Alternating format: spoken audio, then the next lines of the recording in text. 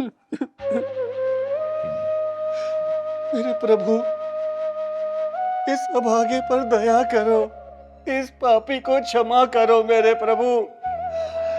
आज सारे दिन में मैं जो भीख मांग के लाया हूँ, तेरे दर पर समर्पित कर रहा हूँ।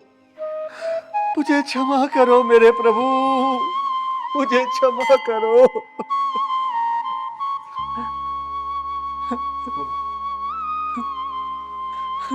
दया करो मुझ पर, बहुत बड़ा पापी हूँ मैं, बहुत बड़ा भागा हूँ। अरे पहलवान, जी दीदी।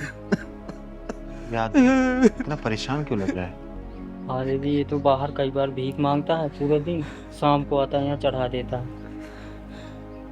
इसकी कुछ ना कुछ मजबूरी तो जरूर होगी। चल तो जरा पता करते हैं। क्या हुआ भैया? मत छुओ मुझे, दूर रहो मुझसे, दूर रहो, मत छुओ मुझे। अरे भैया, मैंने ऐसे क्या कर दिया? और मैं कोई अछूत तो नहीं हूँ। अछूत आप नहीं है, अछूत मैं हूँ, मैं पापी हूँ, महापापी हूँ। आप मेरी परछाई से भी दूर रहना, नहीं तो आपको भी पाप लग जाएगा। क्यों? ऐसा क्या कर दिया आपने? बताइए। हाँ हाँ भैया, कैसा पाप क्या किया बताओ ना। हाँ भैया, बताओ ना। और आप कहाँ से आए हो? नाम क्या है आपका? यहाँ के तो आप लगते नहीं हो।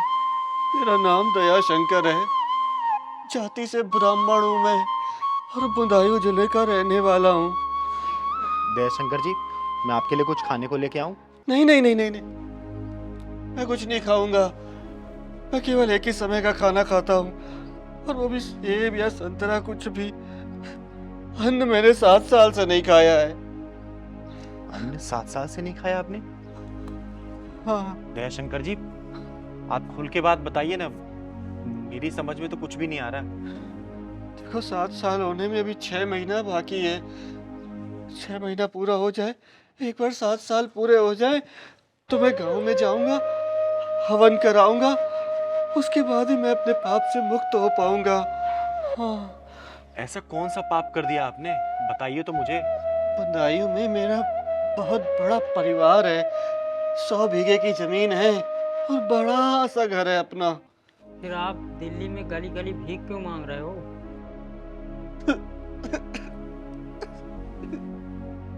कैसे बताऊं भाई, कैसे बताऊं, किस मुंह से बताऊं मैं। एक सच्चे ब्राह्मण के हाथों से एक गाय के बछड़े की मौत हो गई इन्हीं हाथों से। क्या? गाय के बछड़े की मौत हो गई, वो भी आपके हाथों से? गाय का वो प्यारा सा मासूम सा बछड़ा मेरे इन्हीं पापी हाथों से मारा गया। लेकिन गाय का बछड़ा मारा कैसे? भैया क्या बताऊं, मैं रोज की तरह अपना खेत जोतने जा रहा था, अपना ट्रैक्टर लेकर के। जैसे ही मैंने अपना ट्रैक्टर चलाया, पता नहीं कहां से गाय का बछड़ा ट्रैक्टर के सामने आ गया, और ट्रैक्टर उस पर चढ़ गया, और वहीं पे वो तड़प तड़प के अपनी जान गंवा दी उसने। पापी हूँ मैं, पापी हूँ। लेकिन ये तो अनजाने में हुआ ना, आपने जानबूझ के थोड़ी किया। जान के मरा या अनजाने में मरा, लेकिन इन पापी हाथों से एक गाय के बछड़े का कत्ल तो हो गया ना। वो बेचारा मासूम तो मर गया ना। वो गाय का बछड़ा जिसे हम पूजते हैं, क्योंकि वो हमारे कृष्ण भगवान, कृष्ण कन्हैया का प्यारा था, और वो पाप मेरे हाथों हो गया। उसके बाद गांव की पंचायत बैठी, और पंचों ने बोला कि इस पापी को 7 साल तक घर घर, गली गली घूम के भिक्षा मांग के खाना पड़ेगा। ये दंड मिला मुझे, और मैंने भी दिल से स्वीकार कर लिया, ताकि मैं मुक्त हो सकूं अपने इन हाथों से किए पाप से। अभी 7 साल होने में 6 महीने बाकी है। बस जैसे अब तक गली गली घूम घूम कर एक समय का खाना खाकर चल रहा है। ऐसे ही चलता रहे। मेरे किशन कन्हैया मुझे माफ कर दे। बस बस इतना ही चाहता हूँ मैं, इतना ही चाहता हूँ। धन्य है आपके गांव के लोग और धन्य है आपकी पंचायत जो आपको एक गौ हत्या पे सजा दी, और महान है आप जो आपने 7 साल की सजा को हंस के स्वीकार किया। वाह। नहीं, मैं कोई महान नहीं हूँ। मैं तो केवल अपने पाप की मुक्ति के लिए ये सब कुछ कर रहा हूँ। लेकिन अफसोस तो इस बात का भी रहेगा कि कुछ भी कर लूं मैं, वो बेचारा मासूम सा बछड़ा कभी वापस नहीं आ पाएगा।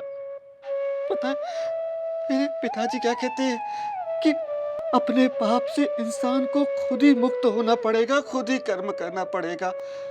और उस गांव के पंच भी मेरे मेरे पिताजी हैं। उन्होंने ही मुझे ये दंड सुनाया था। वाह, ये है धर्म, ये है हमारा हिंदू धर्म, और इसी को कहते हैं इंसाफ। जो एक बाप ने अपने बेटे को ही ऐसी सजा सुना दी, और ऐसी सजा मुझे नहीं लगता किसी और धर्म में किसी बाप ने अपने बेटे को सुनाई होगी। अरे शहरों में तो कितनी गौ हत्याएं होती हैं। रोजाना सड़कों पर लोग एक्सीडेंट करके भाग जाते हैं, गौ हत्याएं करते हैं और जाके मंदिरों में भंडारे करते हैं और लोग उनके पैर छूते हैं। सैल्यूट है आपके पिताजी को, दिल से।